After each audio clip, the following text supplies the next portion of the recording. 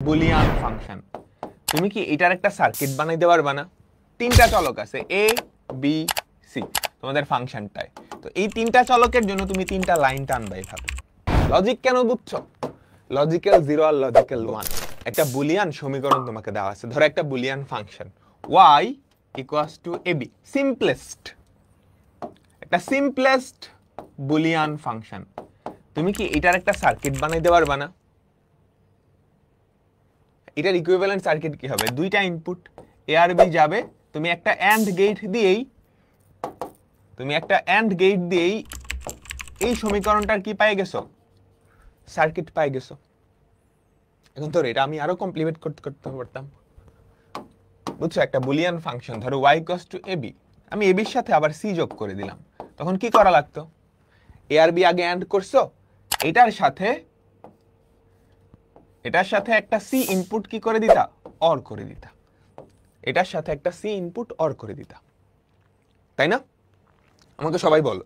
এটাই হচ্ছে একটা বুলিয়ান ফাংশন থেকে বা একটা বুলিয়ান সমীকরণ থেকে তার সার্কিট বানানো, লজিক সার্কিট। লজিক কেন বুঝছো? লজিক্যাল 0 আর লজিক্যাল 1 নিয়েই কাজ করে। তো এখন এটার স্টেপ কি? স্টেপ 1 হবে কতগুলা চলক আছে এটাই সেটা বের করে ফেলা।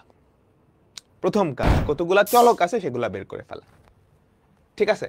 তারপর যেই চলকের মাথায় কমপ্লিমেন্ট থাকবে, হ্যাঁ, ওদের কমপ্লিমেন্টটা বের করে ফেলতে হবে একটা নট দিয়ে।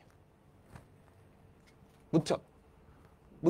ধরো তিনটা চলক আছে এ বি সি তোমাদের ফাংশনটায়। তো এই তিনটা চলকের জন্য তুমি তিনটা লাইন টানবা এইভাবে।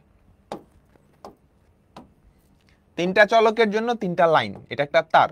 অর্থাৎ এখান থেকে তুমি কোনো কানেকশন নিলে সেটা এ বোঝাবে, এখান থেকে কোনো কানেকশন নিলে বি বোঝাবে, এখান থেকে কোনো কানেকশন নিলে সি বোঝাবে। তারপর তোমার প্রথম কাজ এটা, কতগুলা চলক আছে এভাবে লিখে ফেলা। তারপর ওগুলা থেকে ভাবে কি লাইন নিবা। ওকে, তারপর তুমি এই ইকুয়েশনটায় যেই চলকের সিঙ্গেল মাথার উপরে, যেই চলকের এককভাবে মাথায় নট থাকবে, হ্যাঁ, যেই চলকের মাথায় এককভাবে নট থাকবে, ওদের থেকে একটা নট লাইন বের করবা।